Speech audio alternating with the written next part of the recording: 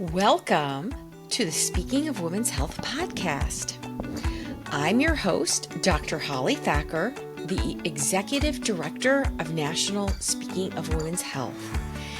And I'm back in the Sunflower House for our very last episode of Season 2. But don't despair, we're looking forward to Season 3.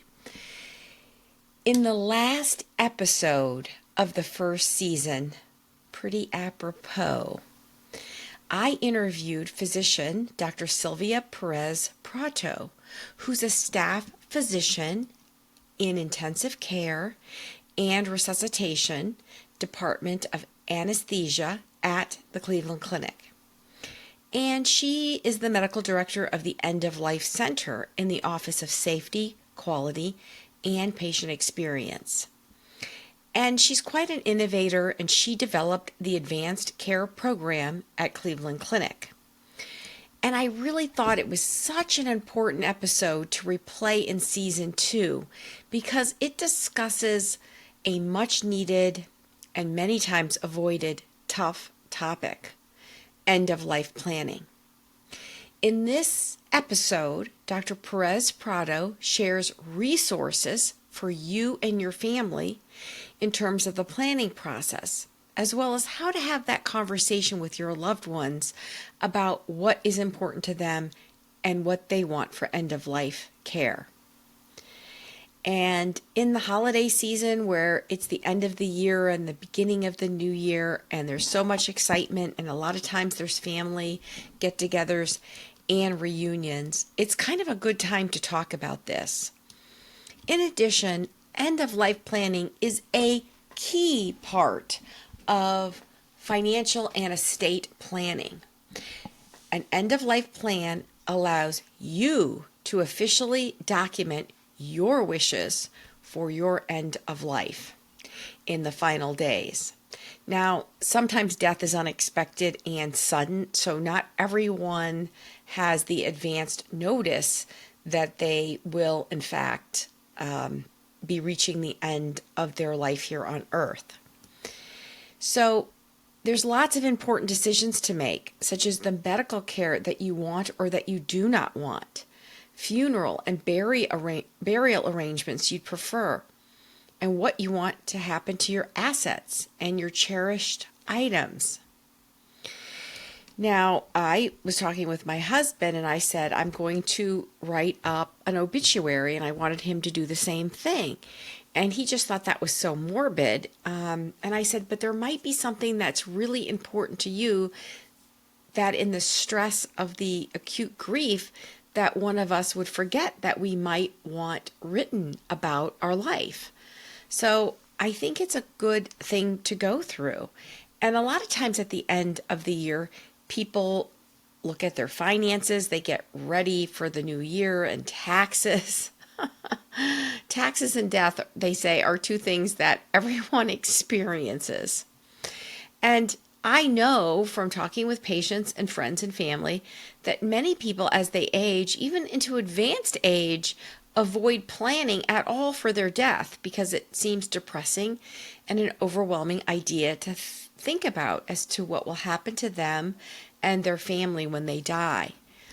But actually, if you do this planning, it can help alleviate extra stress during an already incredibly stressful time. This is true not only for the individual who's passing on, but for their loved ones.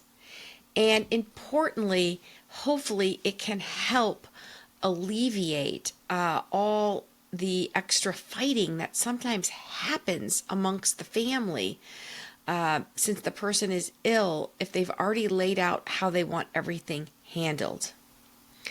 And planning for the future can make all the difference in an emergency. It's always good to be prepared, not just for the end of life, but prepared for any kind of emergency. We've seen terrible hurricanes and devastations in the year of 2024. Power outages, weather problems, disruption in supply chains. So being prepared and having all your important documents in a single place can really give you peace of mind. and help ensure your wishes are honored and ease the burden on your loved ones. My husband is legendary for giving good gifts. He's really a great gift giver. I would say, though, that some of his Christmas gifts weren't always the best received by his sons, in that a lot of it has to do with survival kits for your car, chain links to add to your tires if you're stuck in a snowstorm, blankets and devices and kits needed for being prepared. And one of our sons, Stetson, who's of course been a guest on this podcast and will be a guest in season 3, one time he was so busy and he got stranded that he actually broke into the food supply kit that he had gotten for Christmas and eaten one of these really high protein, high calorie bars. And he said it was actually good, and it was the only food he had eaten that whole day. So a lot of people say the best day is the day that you find out that you didn't have to use any kind of survival foods, that's for sure. But people do get stranded in cars, and with the cold weather coming, you really want to make sure your car battery is good, that your phone is charged, that you have an alternative way to charge things that are important, and that you have enough food and water, particularly if you're traveling by yourself or with other little ones. I'm always so glad to have my car stocked and put in boots and extra blankets and coats. My husband got this really nice compact shovel that he carries in his car. So planning for the future is just a great idea. And when I was doing research for this episode, reprising end-of-life planning, I came across a really helpful checklist on the National Institute of Aging website about getting your affairs in order, a checklist. Documents to prepare for the future.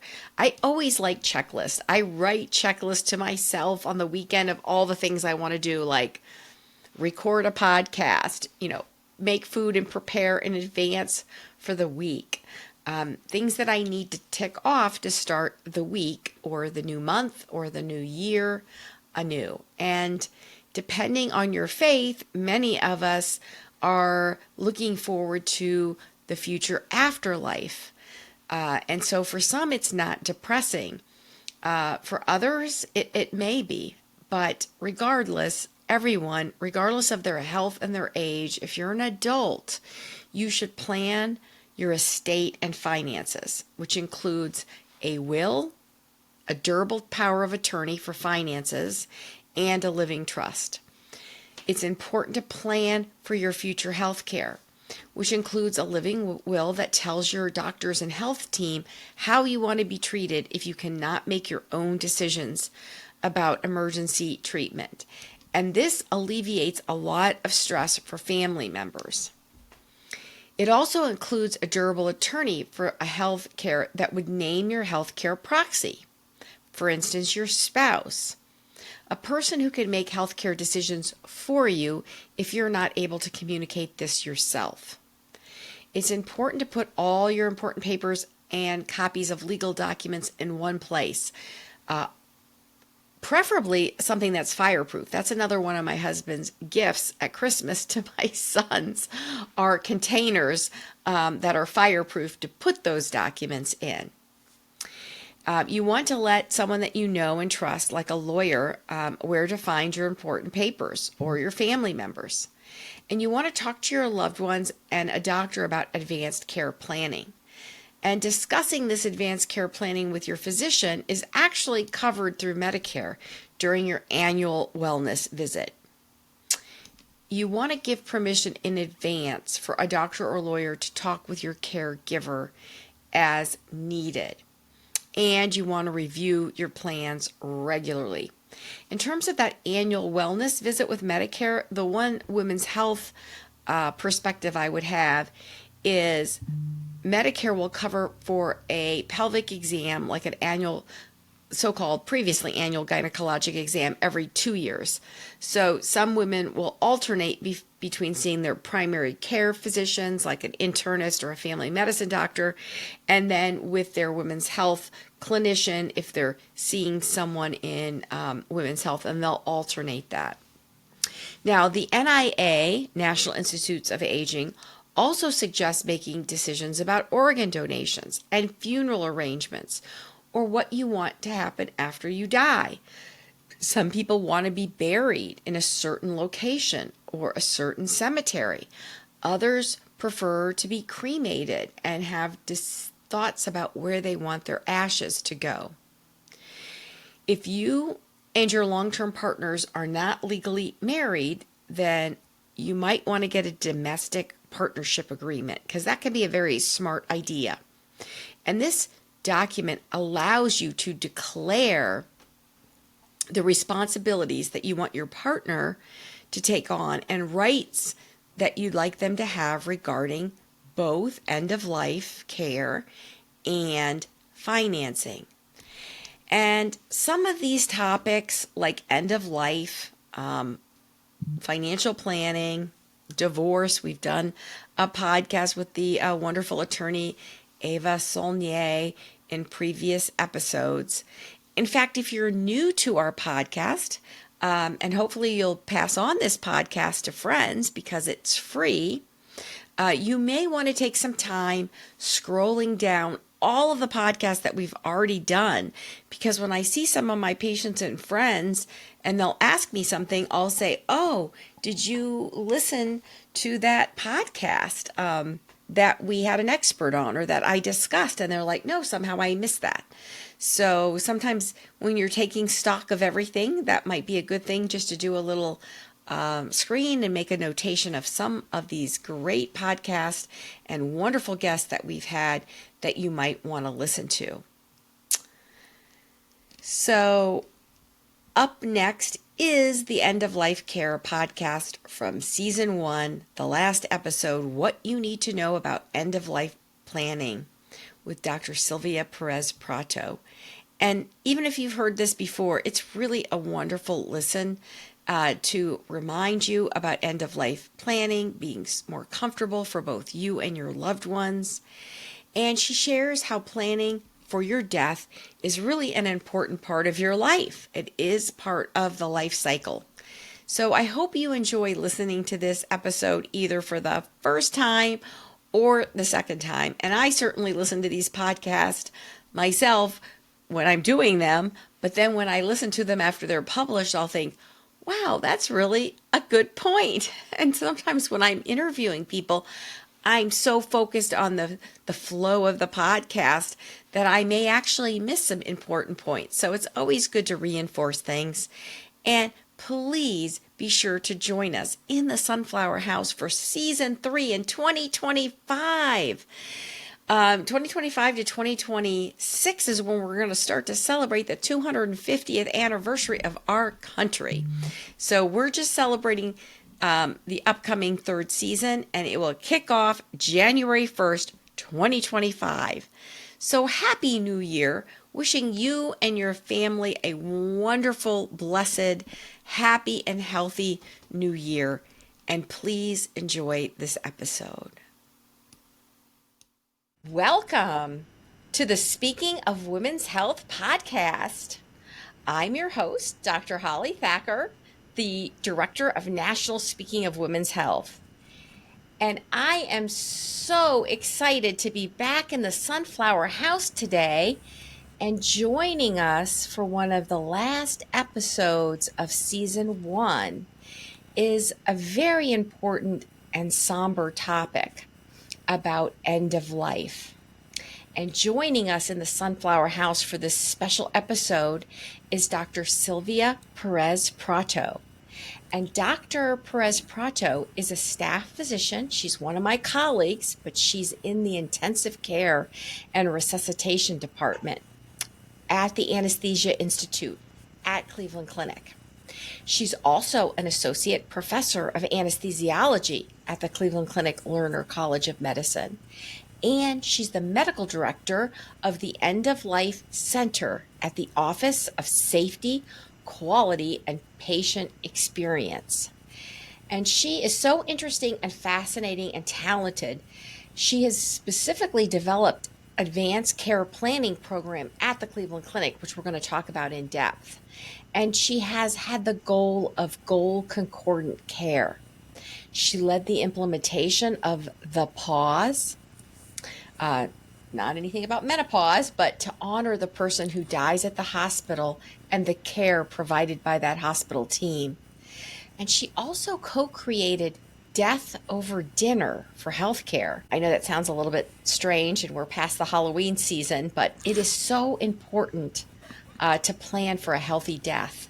And she also is going to talk to us about the Pause app that she developed to foster caregiving and caregiver resilience related to the end of life care. Welcome, Dr. Silvia Perez-Protto. Thank you so much. Thank you for your words. I'm very honored to be here. Well, we are so excited to have you as a guest on the Sunflower Women's Health podcast to talk about advanced care planning and advanced directives. And several years ago, you did a wonderful column for us on speakingofwomenshealth.com.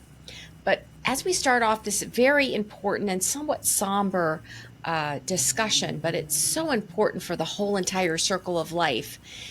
Tell us more about your role in advanced care planning and why did you decide to go into this field and develop this so fully? Well, I'm a critical care physician, as you said, and 20% of the people in the United States die during or after an ICU admission.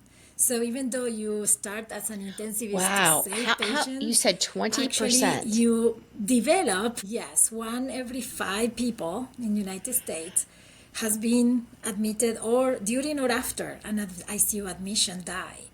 So it's part of our role as intensivists to understand death and dying as part of our role to help patients to navigate that time, and their families. So that's why I am in this field. And I come from another country. As you see with my accent, I'm from Uruguay, South America. And back home, death and dying is more part of our life cycle. It's something that usually people talk about. And I grew up talking about that in my family and the dinner table, right? And here, I was sometimes surprised how people didn't, I was bringing some discussions about prognosis, and there were all surprises. I need to talk about this as part of a life cycle, of a natural act, Yes, it is a natural part of the life cycle. Certainly my goal in the Center for Specialized Women's Health is to help improve longevity and quality of life. But no matter how healthy one is and how much everybody does the right thing, eventually we are all going to pass on. You told me a very touching story when I first met you about your dad. Do you want to share that with our listeners? Yeah, so my dad was a physician, and I remember we were in a very small town. So he was an anesthesiologist during the day, and then he has his office, and then he used to go to see patients at their homes. So sometimes he picks us up, and then we went with him, and some patients and families invited us to, eat cookies while my father was taking care of them. And one day he said, "I want to warn you, so-and-so passed, so he died, so he's not going to be there. We are going to only say hi to the wife because she is grieving that her husband died." And so that I think we've been throttled.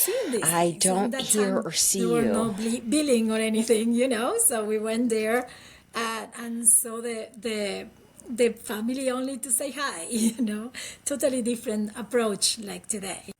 So that night, my father told us, "We are going to visit the family, but be sure that the patient died." So he told us that he was not going to be there, so he warned us. And we went to see the family only to say hi and be with them a little bit because his patient died. It was the time that there were no billing, It was a time where this was the care doctors did, only to say hi and connect with the family. And so I knew that person, and then I knew that he passed away. And it was not the only one person I saw that. Like, it was normal for me. So I think that shaped what I am now. And he always say how important is dignity at the end of life. So these are the concepts I grew up with, and this is what I want for my patients. Wow. So you really are your father's daughter. That is just so wonderful. And one of our earlier podcasts, when I talked with an attorney about divorce and family law, one of the things that did come up is having papers in order and finances in order. And we touched just a little bit about advanced care planning, but tell our listeners, Doctor, what specifically is advanced care planning? Yes, so that's a great question. So advanced care planning is a process, right? And changes over time. It's basically understand your goals, how you want to live up to the end. So first of all, this conversation is about life, how you want to live. So if we say, oh, how we want to die, that's another approach to the same topic, right? Advanced care planning includes first who is going to make decisions for you if you are not able to. And this is something important for anyone because anyone can have an accident, or a stroke or anytime. Even the healthiest person can be diving and have an accident, right? So it's important to know who's going to make decisions for you if you are unable to. And that person could be in the order in Ohio, in the state you are, or could be outside, right, of that order. Is to have a document saying who is the first person and the second and the third. And sometimes even if you have 5 kids and you know that one is going to take your wishes up to the end and another is not going to be able to do it, and it's not a manifestation of love to choose one over the other. It's like who is going to be the best one for healthcare, and perhaps another kid is best for the finances, right? So the first step is stating who is going to speak for you. I recommend to have a document that is the healthcare power of attorney, and then Healthcare being power of in attorney. yes, and be in the chart. So you have to bring the document to the hospital. We have many ways to do it, and I can share a website where all this is explained. So it's in the chart. So when we have a problem, we know exactly who to talk to. And then for patients that are seriously ill with a diagnosis that decreases your expectancy of life, like says 6 months, 1 year, those patients need goals of care conversations. And these are conversations that we talk what matters most to you. And that's why it's important to do it often, because your goals change, right? As your disease process progresses, you may change your goals. So that's why it's a process. So what matters most to you? What are your fears, your worries? And then we can deliver a care that is aligned to your wishes. And then, of course, we talk about what are your wishes in an emergency. If you are weak and with a terminal diagnosis, if the heart stops, natural death, or we want to do chest compressions, intubation, go to the machine, even when it's futile and it's not going to help. And again, there's patients that say, I want everything done. And we have to respect those decisions. But again, when doctors in the state of Ohio, we feel that they are futile and it's against the standards and we are not going to help, we are going to damage the body.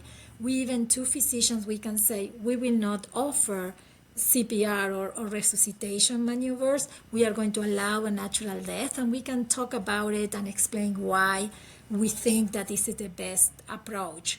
So understanding death as a natural part of our life cycle is crucial.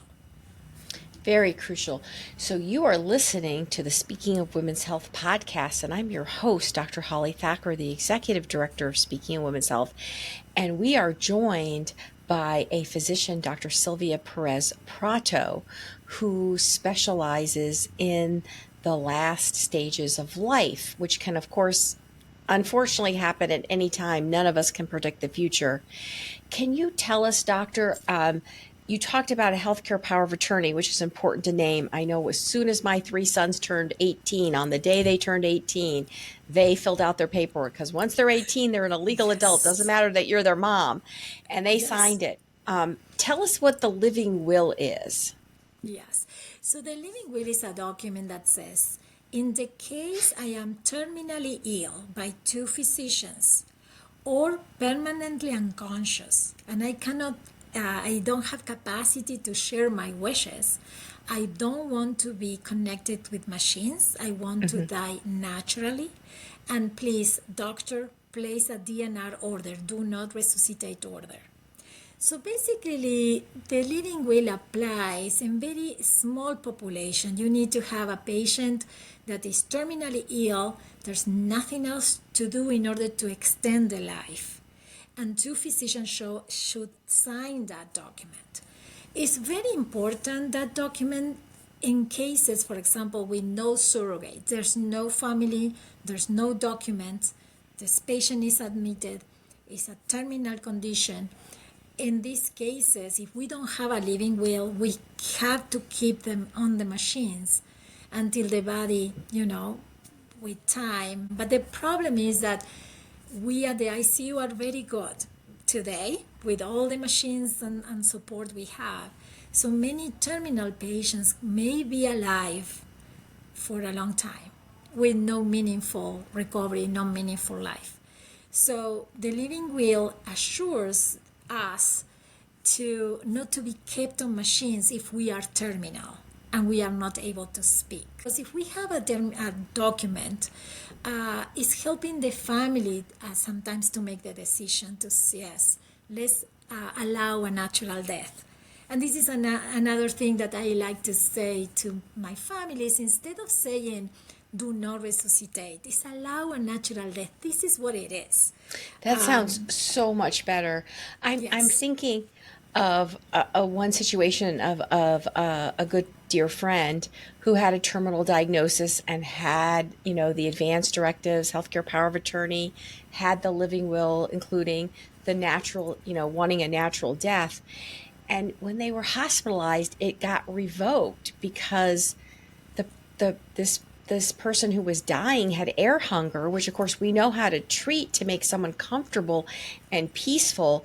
And so he then revoked the do not resuscitate, and it was like on, off, and it just seemed like it was not a good death. And just like we want good births for moms who are bringing babies into the world, sometimes it can be a little rocky. It's not always as according to the birth plan. It's the same thing with the end of life. But are things better nowadays that people are given the comfort care so they're not so uncomfortable and air hungry that they say, oh no, do everything and intubate and put me on the machines? Yes.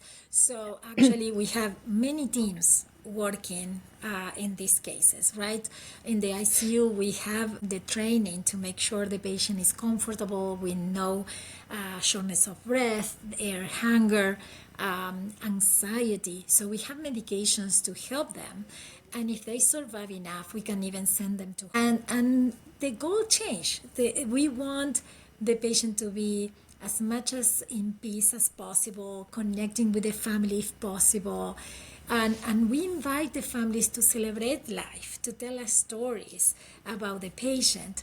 And then we have a lot of people that helps us, like spiritual care, healing services, music therapy. We can even bring their pets. Tried everything that matters most to this person, right? And this is the question I love to use. What matters most to you? And that is a very open-ended question that unpacks a lot. And you can find, our goal is to make sure that time is meaningful. Very And important. yeah, so the goal is not always more treatment, more surgeries, more time. Sometimes patients really want this time of peace, this time, and that's why it's so important for us to be honest with prognosis, so they can prepare for that time realistically, right? And say goodbye, say forgive someone, ask for forgiveness. I don't know. Life is complicated, right? And it's the time of the patient, it's not our time. Now, every time I meet a new patient in the Center for Specialized Women's Health, I always give them a folder with information about the practice and people on the team and who the scheduler to call. And I always include information about healthcare power of attorney, living will, and advanced directives. And some people are just taken aback because they're not expecting that. But I thought, this we're planning for the rest of your life, and we need to plan for the whole entire life cycle. How does one start on completing their advanced directives? I mean, I certainly prompt all my patients, but I know not everyone is necessarily seeing a physician or a healthcare clinician that's having these discussions with them. Yes, and the documents are pretty complex. It's 12 pages long, and sometimes it's hard to understand. So I think you can find us in the website. I will share with you. There are resources for patients that we have guides on. Page 1 is this, page 2 is this, so you can do it yourself. And could be witnessed by two people that are not related to you by blood or by marriage or by adoption. So your neighbor can be a witness. And then it's called with two witnesses or a notary, but you don't need a notary. And also the clinic, social workers, spiritual care are trained to help patients to complete the documents. More than the document, I would say the next step is to have the conversation. And that's another tricky thing. Sometimes I know who's the person, right, chosen by the patient. And then they say, we never talk about this. I don't know what he or she would have wanted. So, and again, I will tell my story. My dad passed away years ago. So death, he was super young when he died. So death is a pretty difficult topic to bring up sometimes. Would have wanted if something happens to her. And then one day I went walking in the beach with her and I started asking questions. And even me being a physician, it was kind of difficult. I didn't know exactly what to ask and got a little tricky. And then I changed topics. And I found a guy that I always offer to my families and families of my patients. The name is The Conversation Project. And this is a guide with questions that are validated by research that are questions to share with people when we are healthy, right? And in my house, my husband and my daughter were always, you're always talking about death and dying. One day I wanted to have the conversation and they didn't want to have it. So I wrote everything in one day and sent it out. I was on call and I wrote everything. I said, Mom, are you crazy? You're sending me a Tuesday night. But then COVID hit. And my husband, we have been married for 30 years. He said that it was the time that he never saw me so stressed and so afraid of going to the ICU. So one day we were almost to go to bed and he said, what exactly you want if something happens to you? And I say, seriously? So I say, Pablo, let's do death over dinners. Let's do it.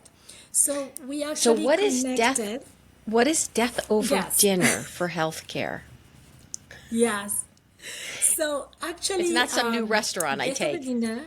I know. So Death Over Dinner started years ago for friends and families to have this discussion about death and dying and how you want to die and what your legacy would be, and to think about that and share it with your loved ones, right? So it started for families and friends, and this is what I invited him to do. So we did the first online death over dinner, because in a table of 6 or 8 people, breaking bread that connects to your core, right? sharing a dinner, sharing a meal, answering those questions. It's a way to connect with others and open up. And that was brought by Michael Hebb, that is the creator of Death Over Dinner, and he came to the Empathy Summit years ago. And then we said, oh my God, we need to do it for healthcare teams. So basically, I wanted to take us from the hospital, right? Without our badges that says, I'm the doctor, I'm the nurse, I'm the respiratory therapist, right? As people, but in teams, right? In multidisciplinary teams. And share our feelings regarding end of life and death and dying. Because it's hard for us, Sometimes if you have a patient for a long time and that patient starts having issues and then die, you miss your patients, right? Or for us in the ICU, you meet this family in a very stressful situation for 1 week and then the patient die, right? Like even in different situations means different things to us, but it's hard. No, we have to remind us of our own families or our previous experiences. So this is a way where the surgeon, the anesthesiologist, the consultant, the internal medicine, the nurse, we all come together as people, not from our roles, and share. And at the beginning of the dinner, we turn on a light, like a candle, to honor someone that we lost. And it was amazing to me to see a surgeon talked about a patient. The first thing he did was to talk about the patient. So it's like, wow, like most of us, we talk about our parents or our grandparents, or that person brought a patient. So it was eye-opening for me because I never saw that part from him. So I think it's a way, and then we have questions. So while we have dinner, we answer those questions, and then at the end we all do a pause to honor everybody we honor that night, and we honor the team work for all these patients So we close with a pause, and this is what is Death Over Dinner for healthcare. Wow. So do you encourage everyone to do this individually, or for primarily healthcare workers, or anyone who's interested in this process? Yes. So if you put Death Over Dinners, there are many versions. So there are Death Over Dinners even for Jewish people, for Brazilian people. There's one in Brazilian for Brazilian culture. It's a huge movement there. There's one for families and friends. And then the healthcare one is for healthcare teams. So the questions are kind of different. And at the beginning, you go and choose things. You can choose a podcast, you can choose a reading, and then at the end brings you questions that you're going to use during the dinner. So you can organize your own dinner. Yeah, that is so important to do. Just the other day, I had a wedding anniversary, and so my husband had my wedding rings because I had lost one of my side diamonds doing some heavy work, so he had it fixed and brought it back to me, and I had my granddaughter Artemis on my lap, and I said, oh, one day you'll probably have some of these rings, which one would you like? So she picked the biggest one, and then she said, and my little sister Beatrice can have this one. And I thought, okay, this was a good discussion to start to have. And my son said, oh, that's so morbid. You're being so morbid. It's like, no. I mean, most likely I hope to predecease my children and grandchildren. Exactly. Yes. And I think that some people think that they either don't want to deal with it at all, or they only deal with certain aspects. Like when I'll ask patients, they'll be, oh, yes, I have a lawyer. I've dealt with all the financial stuff. And certainly the financial things are very important, having an executor. Mm-hmm. And, do you need a codicil to your will? And are you having trust? I mean, so certainly all of that's important. But I always say, well, we're interested in the health aspects and how you want to be cared for. Yes. So it really is a whole entire comprehensive process that we all need to face once you're 18. Yeah. And also organ donation, right? I always think I want to die in a way that I can be a donor. I always say that because from death you give life, right? Yes. So part of the discussions, and that's why the discussion should be early. Like, anyone can have an accident, right? So, and if you have an accident, you have high likelihood to be a donor and to be healthy, to save many lives, right? Up to 8 lives we can save, and many more, improving quality of life. So why we don't talk about this, right? And then I always say cremation, and then to the Atlantic Ocean. But I told them, don't go to Uruguay. It's too much. You can go any part of the Atlantic. But it has to be the Atlantic Ocean for you, right? It's Not the Atlantic, Pacific. yes. Yeah, I Only, was born in the Atlantic. but that whole thing about organ donation and giving life is so important. And on our website, Heather McKessa, who runs Life Bank, in Yes. charge of organ donation, she's done a wonderful column. And Yes. she was highlighting to me that the group of millennial parents, many of them when they're diagnosed and carrying a baby with a fatal condition, they don't choose to terminate the pregnancy. They Yes. carry the pregnancy, even though they know that the baby may not have a brain or may have something that will not allow life, but they give life It's through amazing. organ donation because little Yes. babies need organs too. Yes. So this was part of my story as an intensivist. When I was 24 years old, I was in the ICU, and this patient came with a procedure in the brain in the right side, and she was fine, and she needed the left side. And she said, I don't want to have it. I want to go home and have Christmas with my daughter. I received her in brain death because she bled after the second procedure. And in back home at that time, we have a document that was pink, saying that you wanted to be a donor, and she had 3 documents signed. So I said, oh my God, this is the last thing I can do for her, is to make sure she's a donor. And in that time, donation gave meaning to death for me as a 24-year-old intensivist at that time. And since then, I've been involved in organ donation as well. So everything ties, right? And how we want to live, how we want to die, and what we want to be after, how we want to do it, right? Absolutely. So you're listening to the Speaking of Women's Health podcast, and we are talking about end-of-life decisions, which are all part of our mission, being strong, being healthy, and being in charge, because it is the circle of life. And we're talking with expert physician and intensivist anesthesiologist, Dr. Silvia Perez-Protto. And you, Dr. Perez-Protto, helped create and how we might get it. Okay. Tell us about the Pause app, Pause, and how you were involved in developing it and how we can get this app. Yes.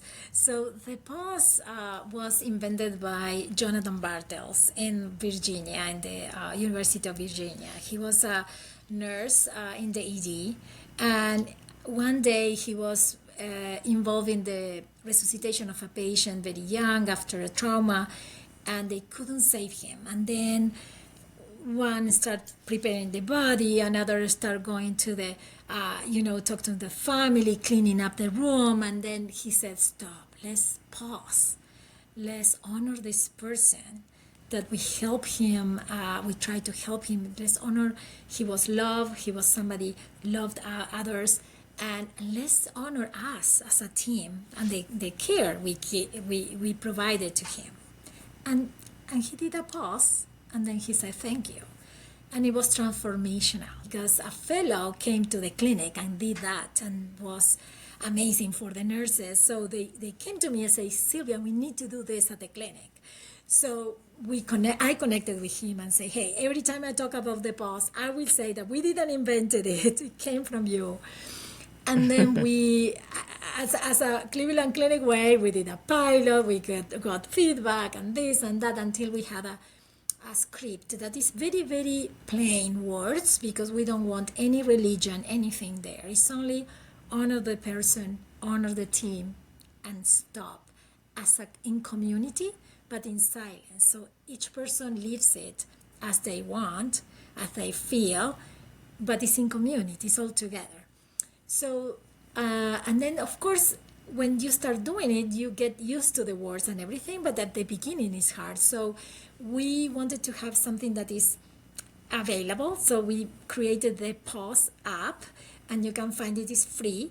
And we have the script in many, many languages. So if the Oh, family doesn't nice. speak English, yes. So if the family doesn't speak English, we explain to them that we are going to do that. We ask permission, and we show the what we say in their own language. So they are sure there's no who asked me not to do that because they wanted to have their own celebration. So our team went to the nurse room, and then we did it there without the patient. But usually families stay with us, they are with us, and they love it.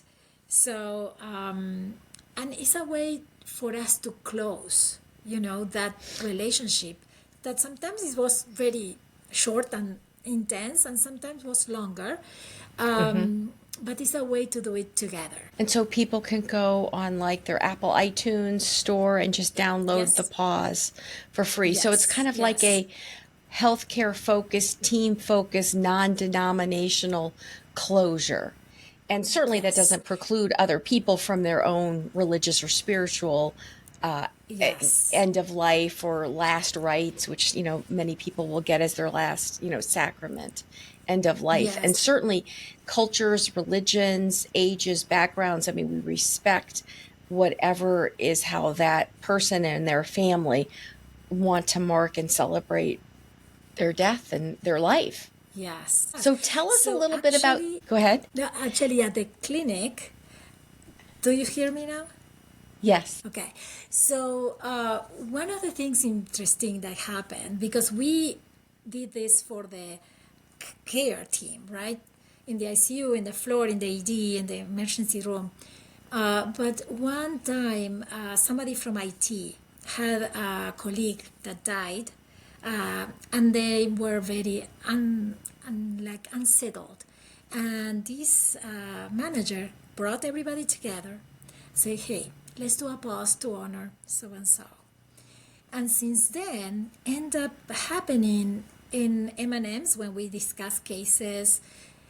Some people say, okay, let's do a pause about the patient, or in quality events, they do the pause. And then they end up doing it in the executive team. And during the pandemic was quite important because executive team were more about, preparing for the surge. But every Monday when they name everybody that died Friday, Saturday, Sunday, and they name all the patients who died in the enterprise, and they do the pause, it was coming to reality that these numbers were people with names. So since then, they do it every day in Huddle 6. Executive team have all the names of the people who died the day before, and they honor everybody. And the Joint Commission was here and found that as one of the 10 most impactful changes at the clinic. So, yes, it's incredible how a little act can have so much reach. Yes. So tell us a little bit about yourself personally, because you're still full of life and living life very full. You're the mom of two daughters, right?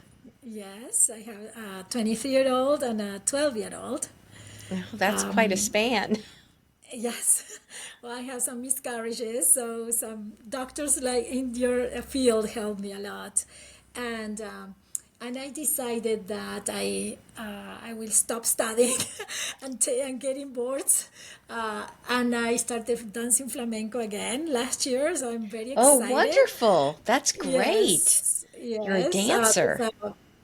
Yeah, so there's a group of Abre Paso is the name, and I'm a board member of this organization, non-for-profit, to to create community through the art of dancing. It's a Spanish dancing. Is very difficult, so I'm preventing Alzheimer's because That's you true. have It to does think help about your it a lot. brain. Yes. You'll have to send us Yes. some video So clips I and think we'll, it's my name. yes, please send me a video clip of your Oh, dance, you okay. dancing, because I'll put it up on our social media on Speaking of Women's Health, because people can follow us, not just the podcast. So if Oh, you're listening to this podcast on any place you listen to podcasts, just hit follow or subscribe because it's oh, that's free. one But wonderful. we're on Facebook and LinkedIn and Pinterest and X, which is formerly known as Twitter. So we can put that Oh, up. I'm sure our followers would love to see you dancing. That is like so wonderful. And you've also had leadership well, roles. I'm not. I'm not sure I'm ready. I'm not sure if I'm ready to be in the. Just a little clip, just a little clip. I'm sure you're ready. I will see. So I will see. you've also been involved in leadership roles for the Women's Professional Staff Affairs as well. So you have the respect of Yes. all your Oh, yes. colleagues. Yeah. So, well, this is part of my goal of lifting others while I lead. So, I had the honor to represent the women professional staff at the clinic. So, yes, I'm humbled by that. And yes, it's something that it's important to me to help others while I'm leading. So, Well, we're so proud of you, and this has been so helpful. In wrap up, Doctor, any final tips that people need to keep in mind, that we all need to keep in mind in terms of planning our end of life? yeah, I would say that if you live your life at fullest, we want to live up to the end at fullest. So we need to live it in our own terms. So it's important to share those wishes, to think about it, reflect, and then share that with our loved ones and with our care teams so we can have the best experience at the end. I was recently visiting the grave site of one of my friends who sadly got dementia during the pandemic, and it rapidly progressed, and she died. So I was going there, and I ran into her husband because it was the first time he was going to visit the headstone. It was beautiful. And he was there with his sister, whose husband had died. And they gave some really good advice to me and my husband. They said, plan your own funeral, get your own headstone, because your children will either spend way too much money that you wouldn't want your money to have been spent on, or they'll spend way too little. And I thought, okay, I've got some penny pinching sons.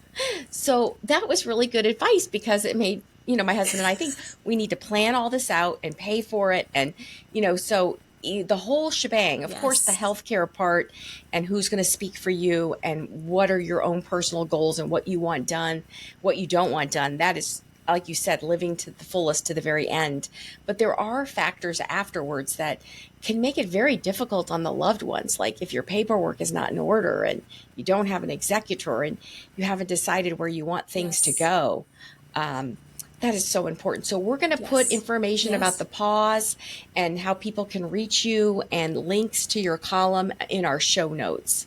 So thank you so much, Doctor, for joining us at the end of our first season about end of life, which is so important to being strong and being healthy and being in charge up to the very end.